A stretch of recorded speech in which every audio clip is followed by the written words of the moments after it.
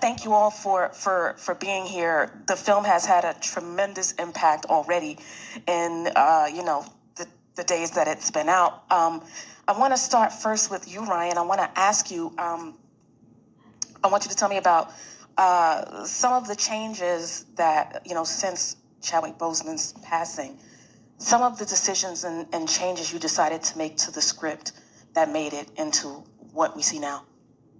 It's a great question. I think the biggest change was the decision to have a different protagonist, and that was a really risky change, but we all knew Chadwick. He was very close to us.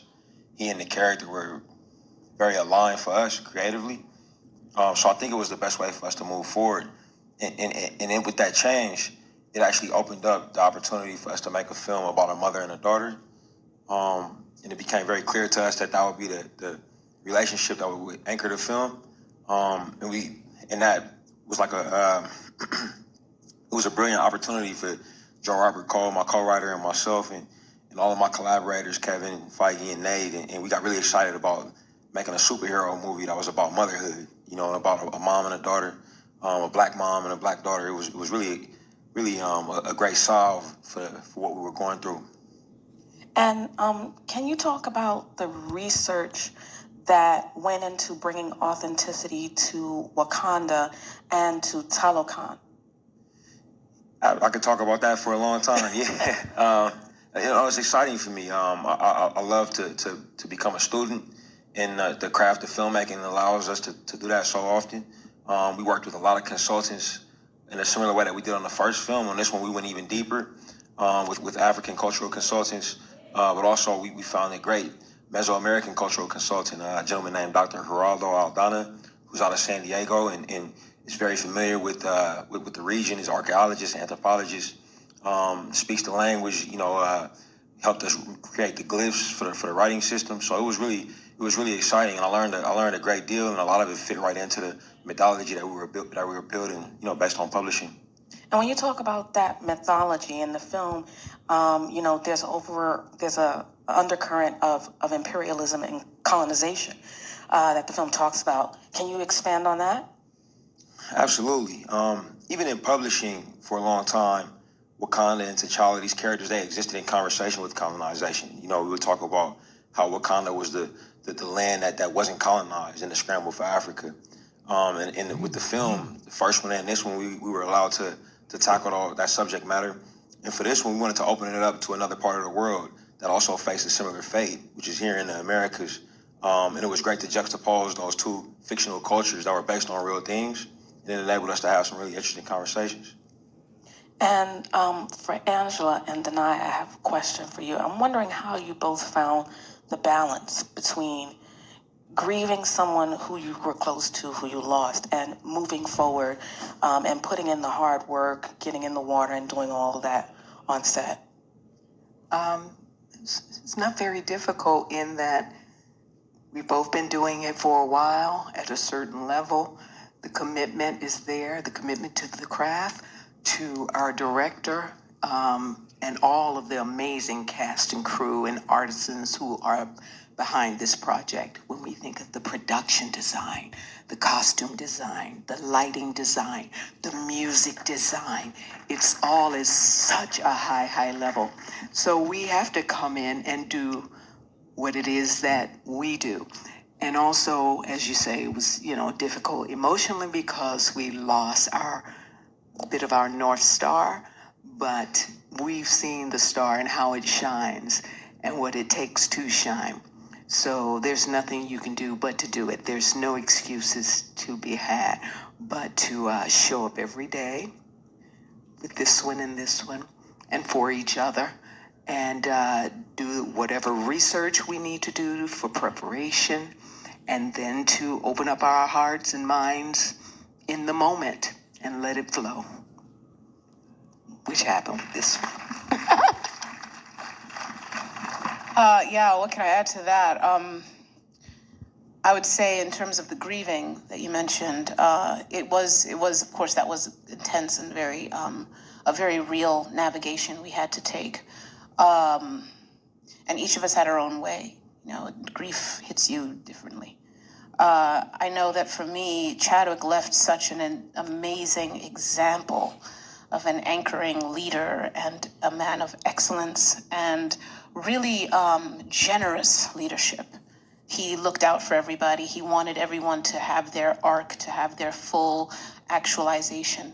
He was never just focused on himself, he was focused on everybody. So, I had pictures of him in certain places, and that would anchor me. Ryan had a picture of him on his neck every day. That would anchor me. And I didn't want to hear Ryan. I just wanted to look at Chadwick. I'm kidding. Chadwick.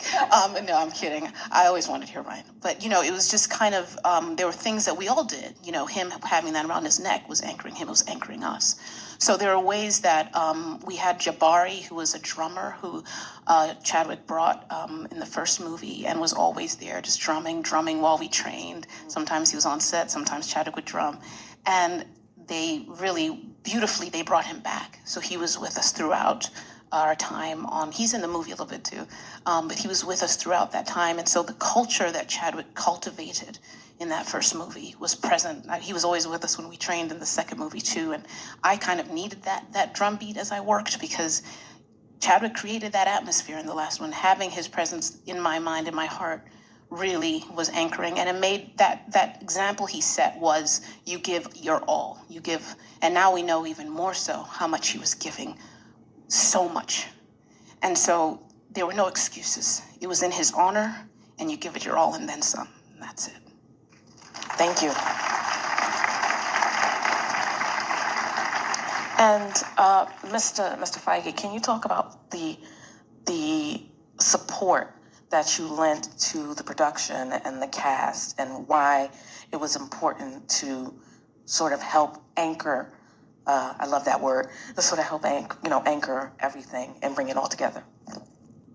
Well, as they so beautifully said, and Ryan was the anchor. Chad was still the anchor, and for us, it was also what the film had done to the community was our anchor, and what the film had done, what Wakanda and the mythology of that world had done to moviegoers who had not seen that before on a big screen with a Marvel logo in front of it. So in a lot of ways, it was when and I've told this story, I don't remember exactly how long it was between Chad's death and you deciding, no, let's continue and rewrite the movie. I don't remember if it was 3 weeks or 3 months. But for a long time, we didn't think about the movie at all, because we were just shocked and shattered. And my memory of it was that the discussion was the movie should continue, not to fill a slate or a need of a studio, but because the world needed Wakanda to live and for this ensemble to continue.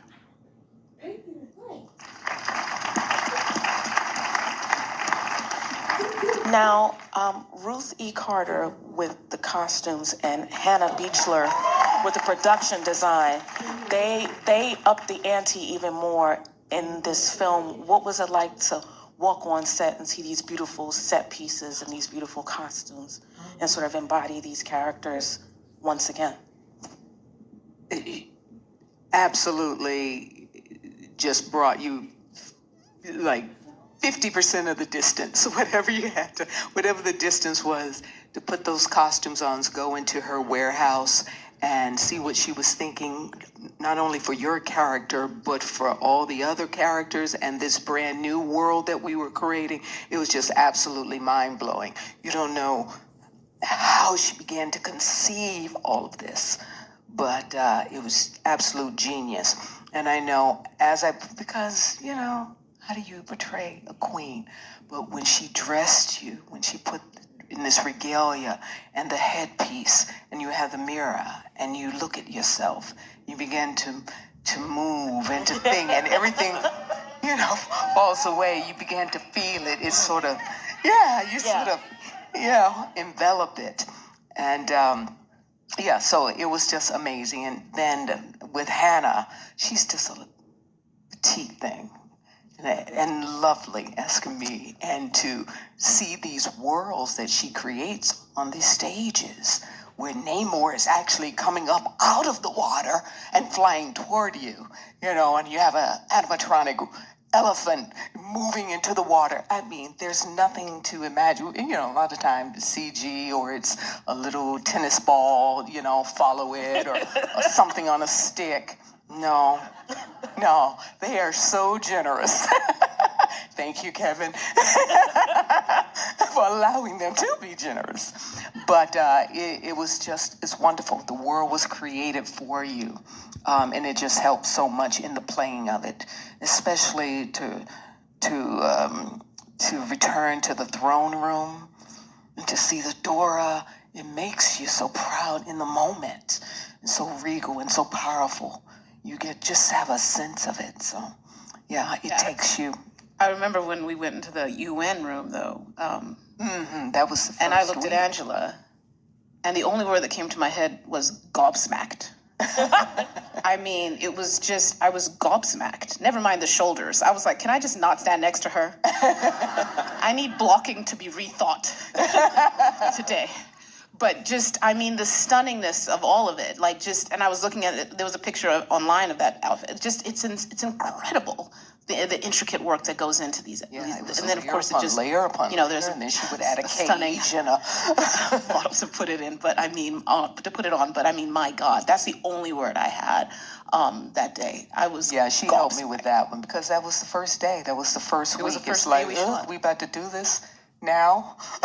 Yeah. So it helped a lot. That room, the warriors who came in with that head, where their head wrap was that looked like the horn, you know, all of that. And that's based on a true, actual African aesthetic, and that's also what I love about what both Hannah and Ruth do, is that they really pull from actual African aesthetics, and that's what I think makes Wakanda cut above so many other attempts to portray Africa that I have mourned over my life. Because, you know, it's like there's so much authentic, fantastic stuff that is African. It's actually African. Why not just lean in on it? And that's what these women do so beautifully. Hannah did something also astounding. You know, I remember I was gobsmacked when I walked into the throne room the first time of the first movie. And also just like Aneka's house in this movie, it was just so elegantly African and specific. And like the thought process is so thorough and obvious that it's like these women, they don't just like try to just throw something together or just make it The entire African-ish. village, you know, when we're going to Shemba's tomb, the entire village, That whole drone, where, you know, the dancers and everyone's in white. Yes. She built the entire first floor, second floor, you know, and then when we came around and looked back and saw Chadwick's face, that mural, it was like, oh, just kill me. Just take me now. Don't kill me, but take me. And on that road, I have to give Hannah a big shout out for this because I don't know if you saw it or not. I'm not sure, but she had built my character a house that is crafted after. I'm Zimbabwean, and Zimbabwe means house of stone, and we have these ancient ruins in Zimbabwe that are based on the name, and they still stand. They're from the 8th century or so, and she built me a house that looked exactly like those ruins, and I was just floored. I was in tears. Like that type of attention to like how Africa was all rooted in Wakanda, which is the mythology of the kingdom, but then to pull from real things that can affect a character specifically, like how it affected me. I mean, these women are incredible. They really are.